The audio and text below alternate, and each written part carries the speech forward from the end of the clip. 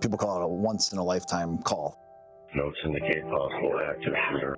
They've experienced things that we can't even imagine. Harper was an original person through and through. It leaves a hole in my heart that my brother's gone.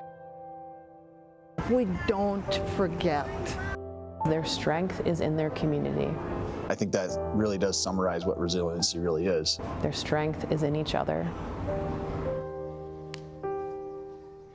1 year has passed since a day many will never forget. A gunman opened fire inside a Minneapolis Catholic church while children were attending their first Mass of the school year. The first officer arrived 3 minutes and 40 seconds later. Tonight, we're hearing from him for the first time. Here's WCCO's Susan Elizabeth Littlefield.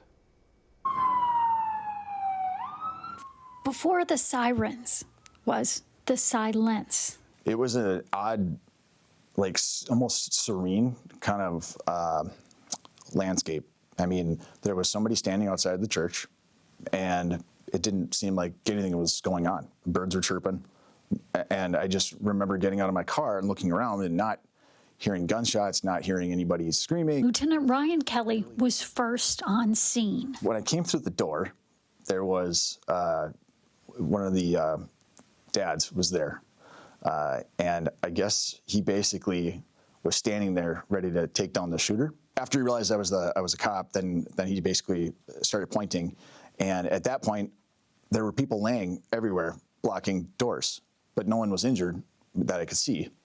And then I remember somebody was yelling that it's the police, and all I saw were dozens and dozens and dozens of little heads starting to poke up from the pews, and I just remember it was just like a rush coming over me, like, oh my gosh, you know, these kids, how many kids are in here and how many are wounded, and I couldn't even see, but I just remember seeing the kids. A lot of them were crying. He says seconds felt like years as he waited for backup. And I knew that my first priority, of course, is to go eliminate the bad guy, you know, go get the bad guy. And then I went back outside, and then that's when I got to the sidewalk on the east side and saw just, you know, dozens of casings, you know, 60, 70 casings all up and down the sidewalk. The shooter had died, and he had work to do. I went back in the church quickly, and I was looking for the most wounded kids that couldn't move or they couldn't get up.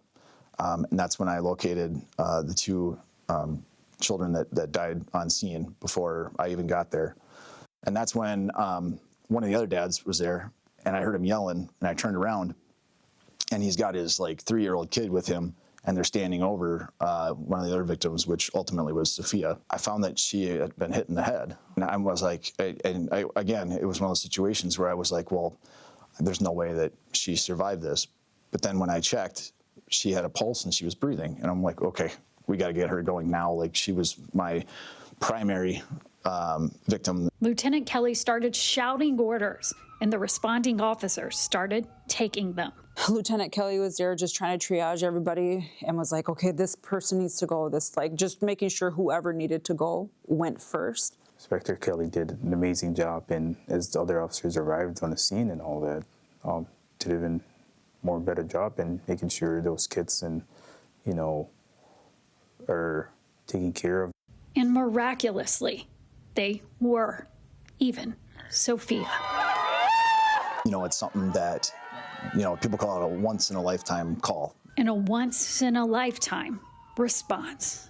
It does bring a little bit of peace knowing that a lot of these kids that I see, you know, they're still here because of the response that Minneapolis PD had, Minneapolis Fire, and HCMC. Susan Elizabeth Littlefield, WCCO News. That girl, Sophia, that Lieutenant Kelly made his priority, she was released from the hospital 2 months after the shooting.